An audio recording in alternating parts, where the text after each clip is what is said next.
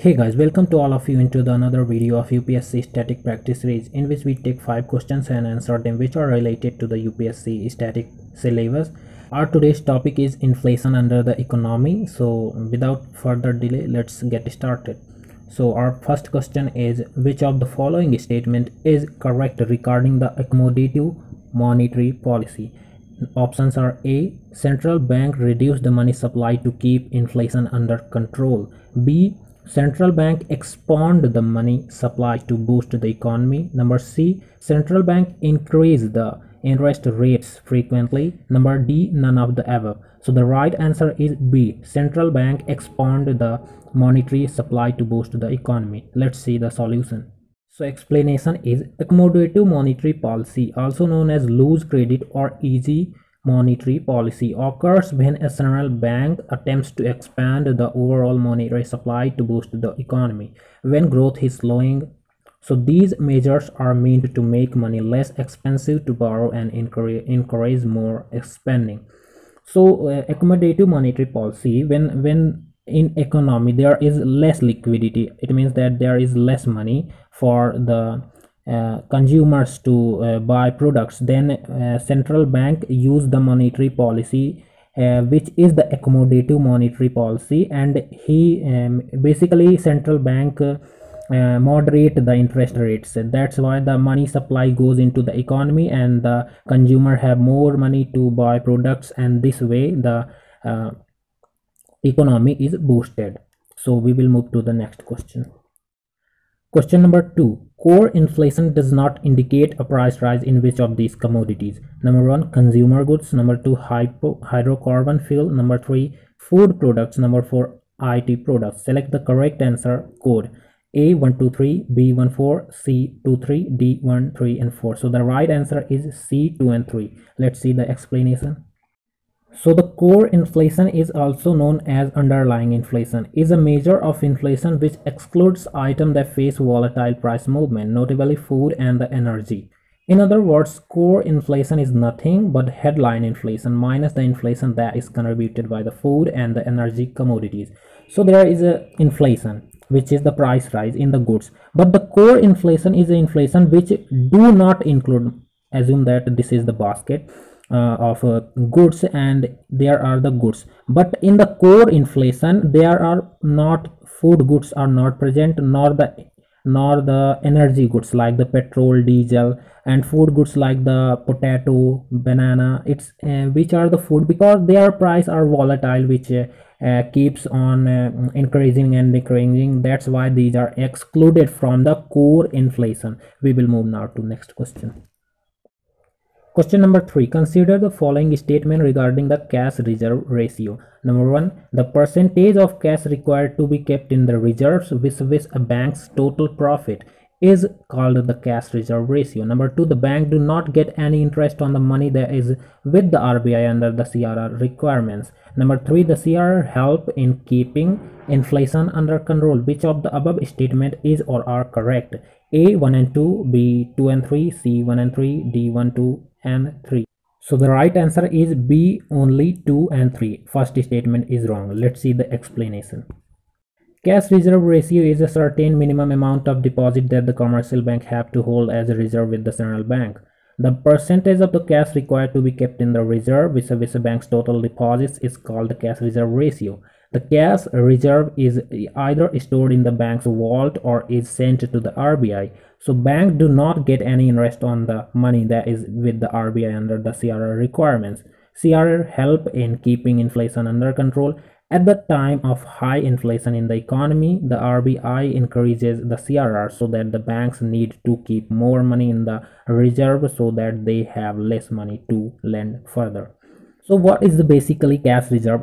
Assume that this is the bank and bank has money. So the money which the bank has, total deposit with the bank has, its fraction amount is a bank had to keep with the RBI this amount, and this is called the cash reserve ratio out of this amount. So the percentage which is held with the RBI is the cash reserve ratio. Okay, and bank do not get any interest in these cash, in this cash which is held with the RBI. Okay, And in this way, this help to control the inflation, because higher the amount of CRR, the lesser the bank has the money to lend, and this way the bank will lend less money and the consumer will have less money and the inflation will be under control. Now we will move to next question.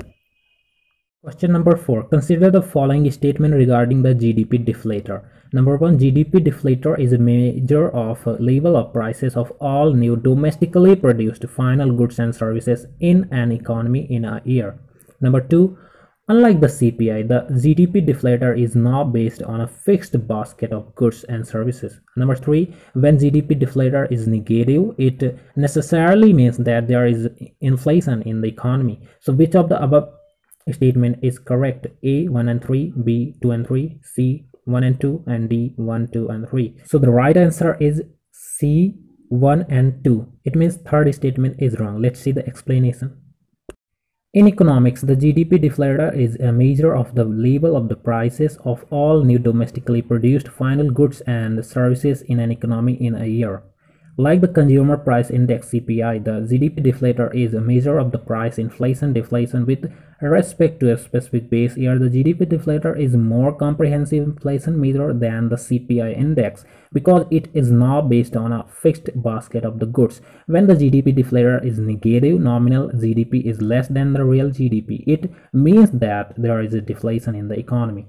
So what is the GDP deflator and the CPI? So assume that this is a basket of goods. Here are the goods in a basket, fixed basket of the goods. It means that the goods are the fixed, which are not changed. So when the goods price are increasing, then there is inflation, and this measurement is called the CPI. But in the GDP deflator, what happens is this is the economy, not a basket of goods. This is a whole economy, and if there is goods produced in the economy, it will be counted in the GDP deflator. If new goods produced in the economy, this will also be factored in the GDP deflator. But in the CPI, the new goods are not counted. Only a basket of goods are counted. That is the GDP deflator. So it means that GDP deflator is the whole economy's measurement. So if GDP deflator is 1, it means that the price change in the GDP is not anywhere present. But if the GDP is deflator is 2, it means that the price of the whole GDP has doubled, that there is 100% inflation rate. And this way, this is a very comprehensive term which helps the whole us to get to know about the whole GDP's price level changes. So if the GDP is negative, say GDP deflator is negative, so the nominal GDP is less than the real GDP, and it means that there is a deflation in the economy, as I said. So now we will move to the next question. Question number 5. Match the following pairs. So the term has been given and their respective definitions, so we have to match.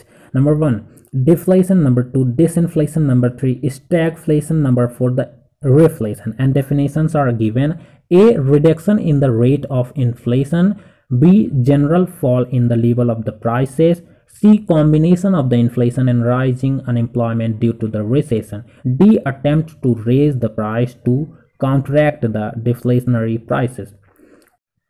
So codes are here given. You can see the codes and answer them. The right answer is B, 1B, 2A, 3C, 4D. So it means that the deflation is the general fall in the level of the prices, and disinflation is the reduction in the rate of the inflation, and the stagflation is the rightly matched the combination of the inflation and the rising unemployment due to recession, and the reflation is the attempt to raise the price to counteract the deflationary prices. So that is it for today, guys. If you like the video, do like and subscribe and share, and we will meet with the next 5 questions. Till then, keep reading and be happy.